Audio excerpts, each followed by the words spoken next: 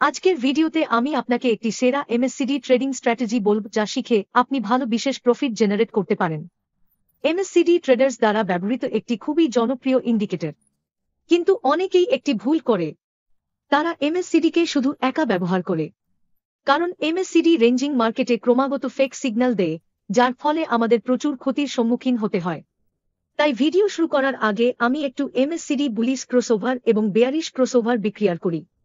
এমএসসিডির অর্থ moving average convergence divergence. এমএসসিডিতে প্রধানত দুটি লাইন থাকে, এমএসসিডি লাইন এবং সিগন্যাল লাইন। এই দুটি লাইন আমাদের ক্রসওভারের মাধ্যমে বাই এবং সেলের সিগন্যাল দেয়। তাই যখন জিরো লাইন এর নিচে এমএসসিডি লাইন সিগন্যাল লাইনকে নিচ থেকে উপরের দিকে ক্রস করে, তখন এটি একটি বুলিশ ক্রসওভার হয়। এর মানে এটি একটি বাই সিগন্যাল, এবং যখনই জিরো লাইনের উপরে এমএসসিডি লাইন সিগন্যাল লাইনকে উপরে থেকে নিচের দিকে ক্রস করে, তখন এটি একটি বেয়ারিশ সিগন্যাল হয়, এর মানে সেল সিগন্যাল। এখানে পর্যন্ত যদি আপনাকে বুঝতে পারেন, তাহলে আমরা স্ট্র্যাটেজির দিকে এগিয়ে যাই। আমাদের স্ট্র্যাটেজির জন্য আমরা এমএসসিডির সাথে 200 এক্সপোনেনশিয়াল মুভিং এভারেজ ব্যবহার করব। তাই এই স্ট্র্যাটেজি খুবই সিম্পল। এই স্ট্র্যাটেজিতে আমরা 200 মুভিং এভারেজকে একটি সাপোর্ট এবং রেজিস্ট্যান্স হিসেবে ব্যবহার করব। তাই যখন 200 এক্সপোনেনশিয়াল মুভিং এভারেজ প্রাইসের উপরে থাকে, তখন এটি রেজিস্ট্যান্স হিসেবে কাজ করে, এবং যখন 200 এক্সপোনেনশিয়াল মুভিং এভারেজ প্রাইসের নিচে থাকে, তখন এটি সাপোর্ট হিসেবে কাজ করে। আসুন স্ট্র্যাটেজিকে উদাহরণের সাহায্যে বুঝি। এখানে আপনি দেখতে পাবেন মুভিং এভারেজ প্রাইসের উপরে আছে, মানে মুভিং এভারেজ এখন রেজিস্ট্যান্স হিসেবে কাজ করবে। পরবর্তীতে আপনি দেখতে পাবেন এই পয়েন্ট স্টকের প্রাইস মুভিং এভারেজ এর কাছে এসে গেছে। এখান থেকে সম্ভাবনা আছে স্টকের প্রাইস এখান থেকে নিচে চলে যায়। তাই কনফার্মেশনের জন্য আপনাকে অপেক্ষা করতে হবে এমএসসিডির বেয়ারিশ ক্রসওভারের।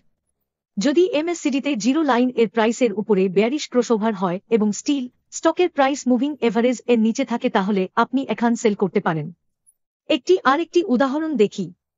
এখানে আপনি দেখতে পাবেন মুভিং এভারেজ প্রাইস এখানে ক্যান্ডেলের নিচে আছে, এর মানে মুভিং এভারেজ এখানে সাপোর্ট হিসেবে কাজ করবে। পরবর্তীতে আপনি দেখতে পাবেন এই পয়েন্ট স্টকের প্রাইস মুভিং এভারেজের কাছে আসে। এখান থেকে সম্ভাবনা আছে স্টকের প্রাইস আবার উপরের দিকে চলে যায়। তাই কনফার্মেশনের জন্য আপনাকে এমএসসিডির বুলিশ ক্রসওভারের অপেক্ষা করতে হবে। যদি জিরো লাইন এর নিচে বুলিশ ক্রসওভার হয় এবং স্টিল ক্যান্ডেল এখানে প্রাইস মুভিং এভারেজ এর উপরে থাকে, তাহলে আপনি এখান বাই করতে পারেন। আমাদের পরবর্তী স্ট্র্যাটেজিতে আমরা এমএসসিডিকে প্রাইস অ্যাকশনের সাথে যুক্ত করে ব্যবহার করব।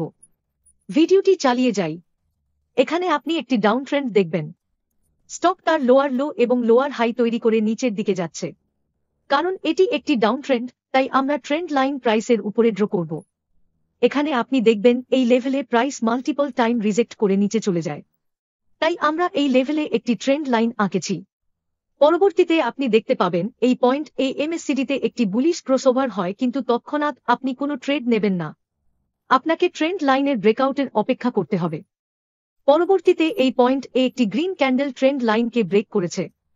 যদি পরবর্তী দিন এই গ্রিন ক্যান্ডেল এর হাই ভেঙে যায়, তাহলে আপনি এখান বাই করতে পারেন। আরও উদাহরণ দেখি তো। এখানে আপনি দেখতে পাবেন স্টক আপ ট্রেন্ডে আছে। স্টক তার হায়ার হাই এবং হায়ার লো তৈরি করে উপরের দিকে যাচ্ছে। কারণ এটি একটি আপ ট্রেন্ড, আমরা ট্রেন্ড লাইন প্রাইসের নিচে ড্র করব। পরবর্তীতে আপনি দেখতে পাবেন এই পয়েন্ট এমএসসিডিতে একটি বেয়ারিশ ক্রসওভার হয়, কিন্তু তৎক্ষণাৎ আমাদের ট্রেড নেবেন না। আমাদের ট্রেন্ড লাইনের ব্রেকআউটের অপেক্ষা করতে হবে। পরবর্তীতে আপনি এই পয়েন্ট দেখবেন এই রেড ক্যান্ডেল ট্রেন্ড লাইনকে ব্রেক করেছে। যদি পরবর্তী দিন কোনো ক্যান্ডেল এই ক্যান্ডেল এর লো ভেঙে দেয়, তাহলে আপনি এখান সেল করতে পারেন। যদি আপনাদের ট্রেন্ড লাইন বা সাপোর্ট এবং রেজিস্ট্যান্স লেভেল আঁকতে না জানেন, তাহলে আপনার জন্য একটি আলাদা ভিডিও তৈরি করেছি। আপনি এখানে ক্লিক করে দেখতে পারেন। ভিডিওটি লাইক এবং চ্যানেলটি সাবস্ক্রাইব করতে ভুলবেন না। ধন্যবাদ।